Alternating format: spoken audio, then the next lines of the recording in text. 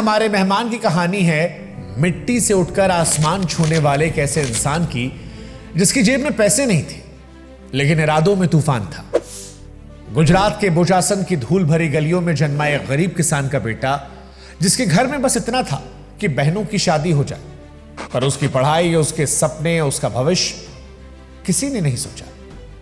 मगर किस्मत भी उन्हीं के आगे झुकती है जो हार मानना नहीं जानते। रमेश भाई पटेल 10वीं तक पढ़ा ये लड़का नौकरी की तलाश में जब घर से निकला तो बिलासपुर के एक छोटे से चाय के ठेले पर काम करने लगा। उबलती हुई केतली की भाप के बीच उसने एक अनजानी कला सीखी, टी ब्लेंडिंग। उसे खुद भी नहीं पता था कि यही हुनर उसे एक दिन 2000 करोड़ तक ले जाएगा। फिर किस्मत ने उसे जलना पहुंचा दिया, एक ऐसी जगह जहां वो किसी को नहीं जानता। कुछ 100 रुपए, भूखी रातें, रेलवे स्टेशन की ठंडी फर्श, और यही उसका पहला संघर्ष था।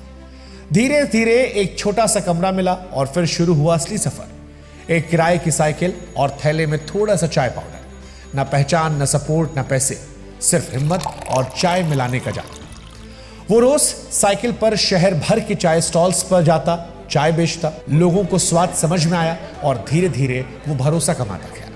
5 साल तक उसने यही दिनचर्या निभाई, सुबह से रात तक पसीना, मेहनत और उम्मीद, सब कुछ पटरी पर आने लगा था। फिर एक रोज अचानक एक आग ने उसे गोदाम को निगल लिया। लाखों का माल जल गया। लोग बोले अब खत्म हो गया, अब ये लड़का खड़ा नहीं हो पाएगा। लेकिन वो आग माल को जला सकती थी, उसके हौसलों की नहीं। भाई श्री ने फिर से शून्य से शुरुआत की। वही ईमानदारी, वही लगन और वही सीख। गिरकर उठना जीत है। धीरे धीरे वो छोटा सा चाय का व्यापार विक्रम टी बन गया, आज एक सम्मानित और देश भर में पहचाना जाने वाला ब्रांड। और वो गरीब किसान का बेटा आज भाईश्री ग्रुप का चेयरमैन है। T education, financial advisory, real estate और आईपीजी जैसे बिजनेस में फैला हुआ 2000 करोड़ का साम्राज्य। भाईश्री की कहानी सिर्फ बिजनेस की नहीं है, ये कहानी है असंभव को हराने की, राख से फिर जन्म लेने की और बार बार गिरकर भी खड़े होने की। ये कहानी साबित करती है कि बड़ी शुरुआत नहीं, बड़ा इरादा चाहिए।